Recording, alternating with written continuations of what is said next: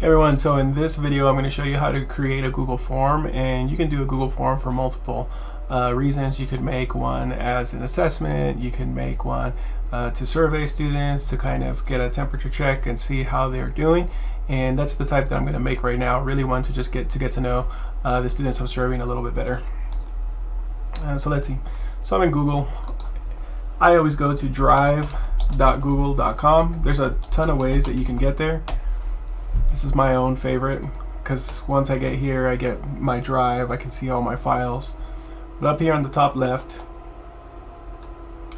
I'm going to click on New, Google Forms, and voila, here is my form. And so I'm going to see, let's see, I'm going to create a survey that I could use in a class. And so let's see, we'll say getting to know you. Or actually, we'll see how everyone's doing. How are you doing? Let's see. So let's see. Name, or first name. Required, that means that they have to answer it. Last name. Required. What's pretty cool about Google Forms is that when you start creating the question, it kind of it starts guessing to see what type of question it thinks you're going to make. So because it's a short answer one, it means that they'll just type in something short, and it gives you different options. So I could make it a paragraph that I want in the box, multiple choices, check boxes, drop down, and you'll see some of those. I'll play with some of those options right now. What is your email? And so you see how it does that predictive guess. Let's see, and then how are you doing with the technology in the course? And so I'm going to do this instead of a multiple choice right here. I'm going to do a linear scale. I'm going to say the 1 being not well, not very well. I'm doing great.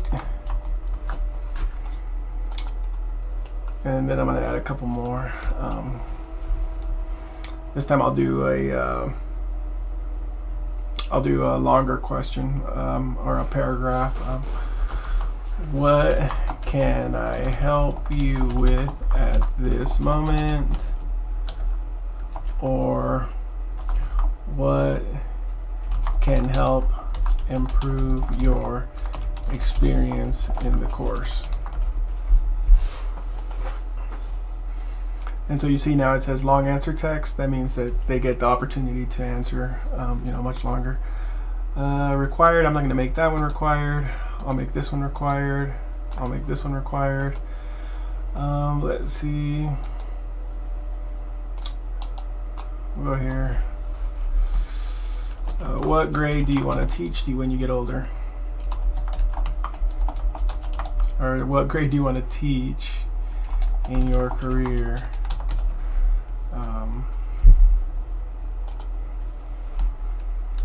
Elementary, middle, high school, higher education, and then we'll make one other, and then they could type in whatever they want to type in there. So it's pretty cool. Some of these features are really awesome. One more question. How are you doing with technology in the course? What can I help you with at this moment that can help you improve your experience? And we'll leave it that way. Now, to actually see what the survey is going to look like, I could press preview. And then here it has, this is what it would look like when somebody takes it. When it has the little red star there, that means that it's a required question. There's some other cool features here on responses. Nobody's responded yet, but when they start responding, I could see it broken down, and then I could also here create a spreadsheet. And once I create the spreadsheet, let's see, all of the responses will come here, and then I can make my own graphs and, you know, do what I want with the data. Let's see, some issues you might run into. Okay, so here's a couple things. You can limit it to one response. That's what I want to do. I can let them edit after they submit it. Yes. Show the progress bar. No. Quizzes. You can make it a quiz and add values and points. I'm not going to do that. Let's see. Nope, not that one.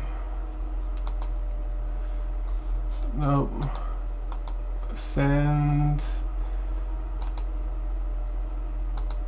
How are you doing? Yeah, I'm ready. So I'll copy. This is what I can copy, and this is what I can send. I could send it to Twitter. I could send it to Facebook. I could embed it somewhere. I could send it in an email. Again, here, collect the addresses, shorten the URL, and yeah, and that's how I would collect my data. Depending on what you're using to create it, sometimes it might ask. Sometimes it might only let people in your organization view it, and then you would have to fix that. Let's see. Preferences. Yeah, we'll just leave it like that. Alright, so I hope you enjoy collecting your data.